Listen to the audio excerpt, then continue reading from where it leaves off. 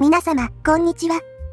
本日は、1997年のシューティングゲーム、グラディウス外伝について振り返ってみようと思います。本作は、タイトルからもお分かりの通り、グラディウスシリーズの外伝として位置づけられており、アーケードではなく、プレイステーション用ソフトとして発売されました。プレイステーションのスペックに合わせた、大幅にグラフィックがパワーアップした作品になっています。初心者にも優しいシステムになってるよ。本作は家庭用ハード向けに開発されたということもあり、初心者から上級者まで広く楽しめるゲームシステムになっています。家庭用ゲームならではの機能として、パワーアップゲージを好きな位置に変更できるようにするオプションなども用意されています。ほぼチートと言ってもいい機能だな。戦闘にオプションやバリアを配置できたりもするからね。本作のキャッチコピーは、シューティングファンには満足を、初めての人には感動を。と歌っている通り、初心者にとても優しいオプションですね。家庭用向けでしか実現できない機能だね。また、本作では4つから選べる機体による差別化や、ミサイル、レーザーなどは2段階までパワーアップできるなどの特徴がございます。機体による差別化はパロディウスシリーズでもあったな。ここからは、雑談を交えながら各ステージなどを見てみましょう。本作は、プレイステーション用に開発されたということで、これまでのグラディウスシリーズの中では、ずば抜けた演出やグラフィックの美しさになっています。磁気の周りをくるくる回ってるのは新しいバリアか？はい、本作では、シールドは4種類から選択できるようになっており、その中の一つ、ガードでございます。各シールドの特徴はこのようになっております。詳細まで入れると文字が小さくなりすぎるので簡素化していることをご了承ください。ちなみにガードは地形に当たっても耐久度は減りません。ほんと、グラフィック綺麗だね。外伝のキャラはぬるぬる動いているけど、ポリゴンではないんだよね。ポリゴン化は、この2年後に登場するナンバリング作品の方からだな。ドットへの回転拡大縮小だけで、これだけ表現できれば、ポリゴンにする必要は感じないけどな。ステージ1のボスになります。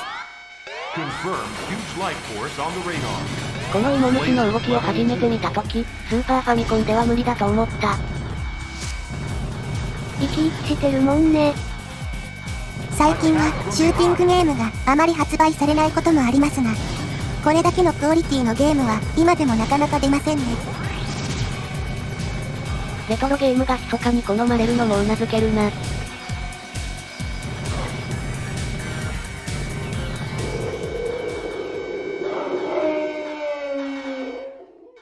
続いて、ステージ2のスクラップ場になります。時折、廃棄されたビッグコアが浮遊しているのが儚く、印象的なステージになっております。哀愁を感じる寂しいステージだね。R タイプのゴミ処理場を思い出すな。ステージには、終盤でルートが2つに分かれており、今ご覧いただいている映像は、運気の上ルートになります。ビッグコア以外にも、思わず目を留めるスクラップもありますね。この赤い丸いのは、そして、上ルートのボスになります。ルートによってボスも変わるのね。難易度的には、どちらも優しいので、好きな方を進めばいいと思います。では、下ルートもご覧ください。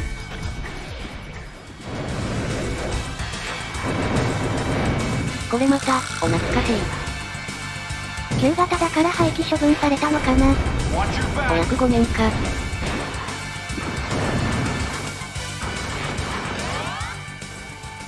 下ルートのボスになります。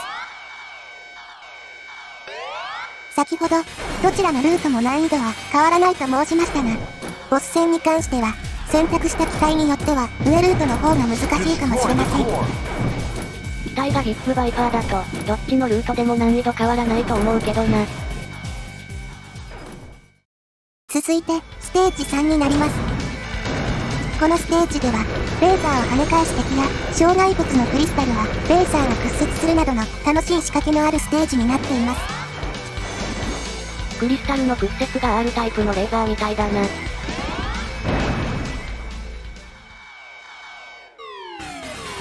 ちなみにオプション3つまでにしておけば、ハンター出てこないよ。ウプ主は、ゴリ押し主義ですからね。いつものことだね。粋な演出ですな。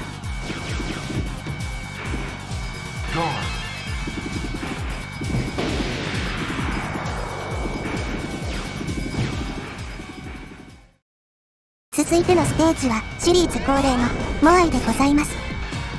若干のマンネリ感もございますが、滑らかに起き上がるモアイのモーションや、ぬるぬる転がるモアイの残骸は、一見の価値あり、でございます。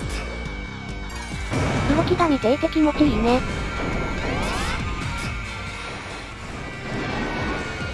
レーザー出しながら倒れる演出とかもなかなか凝ってますな。本当に丁寧に作られていて、作り手のグラディウス愛を感じますね。余談ではありますが、本作は通常版の他にベスト版も出ているのですが、ベスト版はデモプレイの映像が通常版とは違うとの情報です。PSP 版も、それとは別にデモプレイの挙動が違うらしい。デモプレイが違うだけなの。そのようだ。ちなみに、ウプ主は通常版とは別に、未だに未開封の廉価版も持っています。変態だな。PS1 ブックスって何？ PS1 ブックスはプレステ1の末期に発売された廉価版の本体と合わせて発売されるようになった廉価版ソフトの再販シリーズだな。ベスト版の名称が PS1 ブックスに変わっただけなのね。まあ、そういうことだな。続いて、細胞ステージになります。こちらも、モアイステージと同様で、シリーズの伝統になっていますが、これまでのものとは比較にならないくらい、グラフィックと演出がパワーアップしております。うねうねがすごいね。血管を表現しているっぽいな。健康そう。冒頭で、シールドのガードは地形に当たっても耐久度が減らないと申しましたが、映像のように連続で当たり続けると減るということを付け加えさせていただきます。摩擦で減るんだよ、きっと。ステージ5のボスになります。この辺くらいから極端に難易度が上がるんですよね。ここは攻略法とかは特になく前に出ないようにするしかないです。目から出てくるボールは2回バウンドした後3回目で消滅することを頭に入れておけばいいでしょう。の力がすごいからね。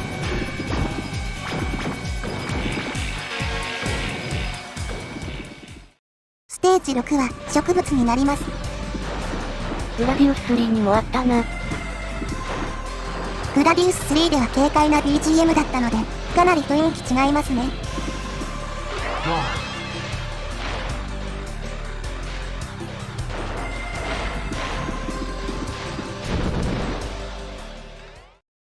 ステージ6のボスになります。こちらのボスは、形態が3段階までございます。今、ご覧いただいている映像が第1段階です。今、よく当たらなかったな。自分でも当たったと思ったのですが、生きてました。このステージのボスは、形態こそ多いですが、意外と優しいんですよ。第2段階ですね。覚え芸的な感じか。そうですね。動きがワンパターンなので、覚え芸ですね。この前のステージ5の方が難易度高いですね。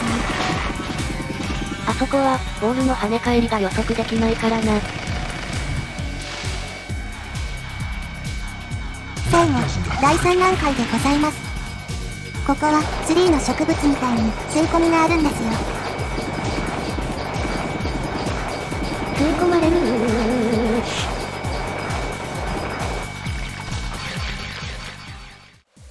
ステージ7、ブラックホールです。初代の逆火山ステージみたいだね。シリーズ通して見慣れた地形だな。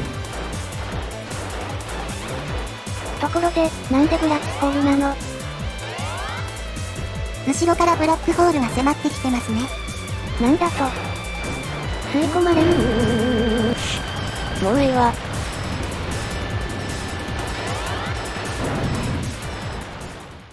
ステージ7のボスになります。このステージのボスも、かなり優しい部類だと思います。使ってる機体にもよるんだけどな。新しい機体も合わせて4種類あるけど、結局、ビップバイパーが一番使い勝手いいんだよな。ビップコアじゃないからね。ビップコア選べないしな。ステージ8は、ボスラッシュになっています。ボスラッシュは、グラディウス2から定番になっていますね。ファンタジーゾーンの6面のボスに似てるね。そうだな。ボスラッシュのボスは全部で6体登場いたします。できるだけ余計な間はカットしていますが、尺が少し長めになっておりますので、早く次が見たい方は、チャプターで飛ばしながらご覧いただければと思います。家庭用ならではだと思うが、6体は多すぎるな。1体でいいよね。ラッシュじゃなくなるけどな。こちらのボスは上下でレーザーを出しているのがデスダブルなのですが、デスダブルを先に倒す攻略法もあるのですが、今回はゴリ押しとなっております。毎回ゴリ押しだけどな。いつものことだね。ここのボスは上下のデスダブルと中央のパラサイトコアで分かれてるから、正確には全部で6体ではないんだよな。6ラッシュだね。ちなみに2周目はプラス1体追加され7ラッシュになります。なんだと。飽きないようにとの心遣いだと思うぜ。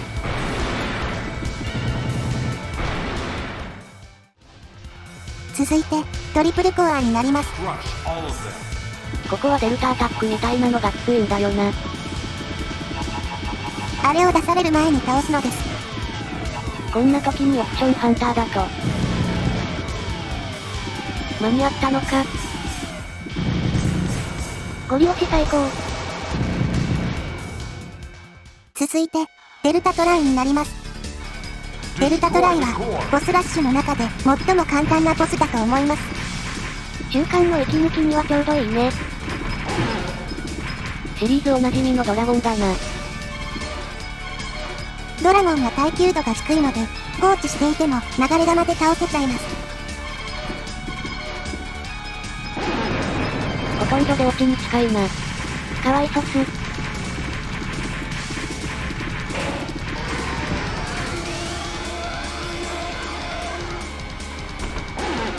この2体のドラゴンは演出ですね。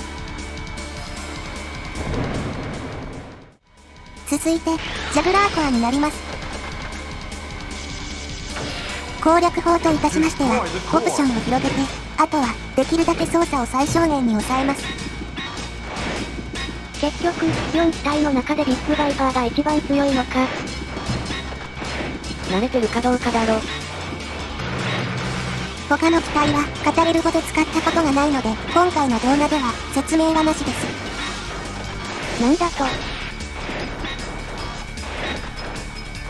ここは、両手の円盤と同じ座標にいれば、比較的安全なんですよね。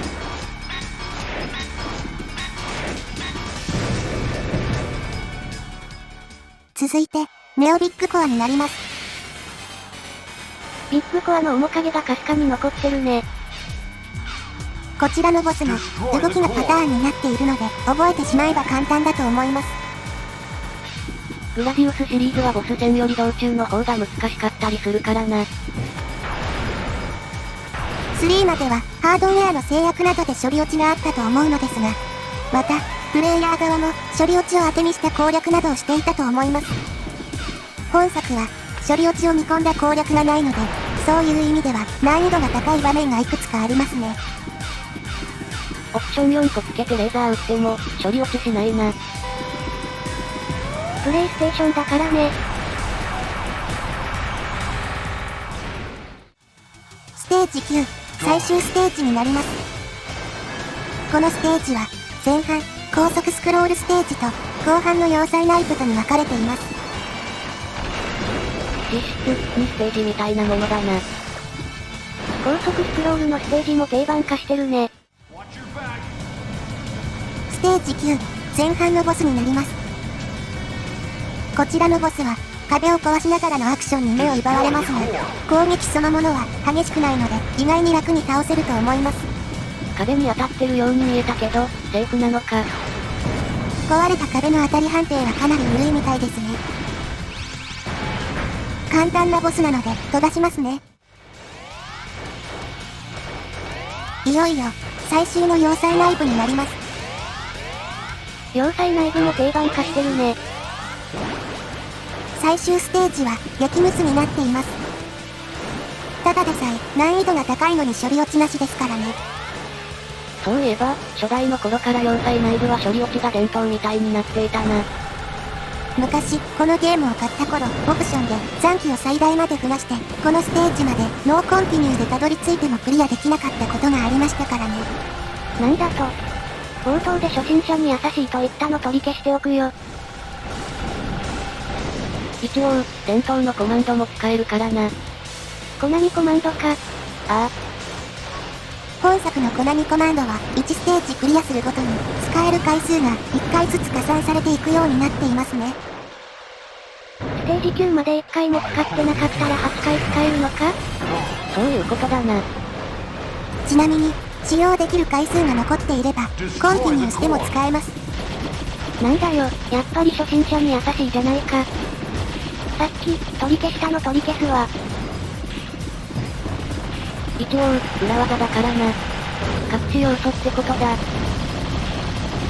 現在ご覧いただいているガンナーウォールは、真ん中で前後移動しながら連打しているだけで倒すことができます。尺が長くなりすぎているので、次行きますね。はい。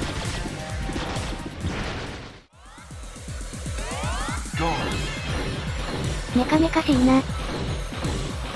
こちらのボス、ヘビーラッカーも覚え系になっております。ただ、最終ステージの緊張感と疲労でパターンが出来上がるまで相当苦労しましたね。動きがいいね。なかなかかっこいいな。フロントミッションやりたくなってきた。動きが少し似てるな。ここは、ダブルの方が火力が出るんですよね。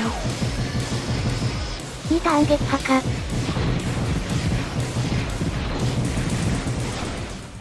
最後はボス部屋前の障害物避けですね。通り抜けイベントも恒例だね。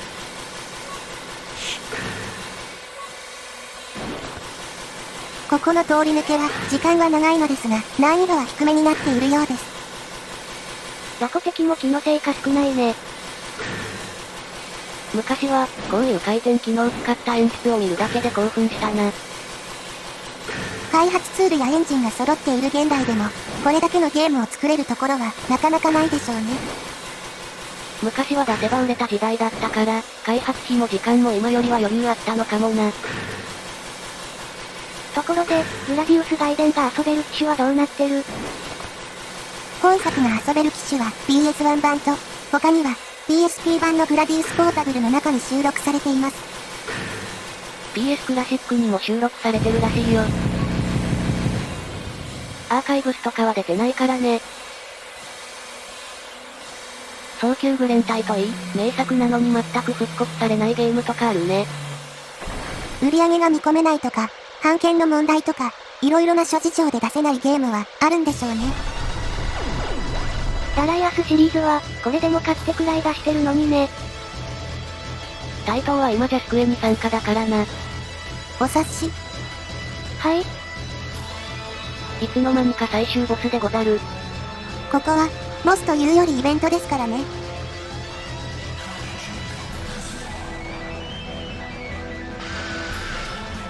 ムービーに近いものがあるな。当たると死ぬみたいだから、ムービー鑑賞とまではいかないか。このゲームを褒めちぎってきたんですが、このラストの意味だけはわかりませんね。サラマンダー？不可解すぎるな。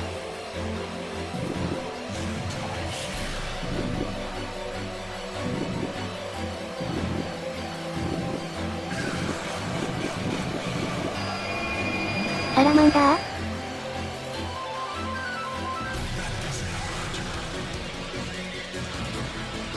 一体、何を伝えようとしているんだ？きっと、我々凡人には理解できない何かを伝えようとしているんですよ。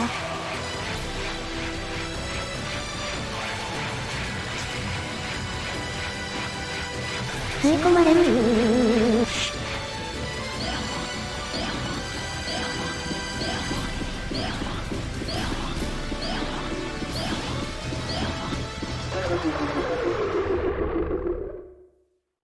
わからない。は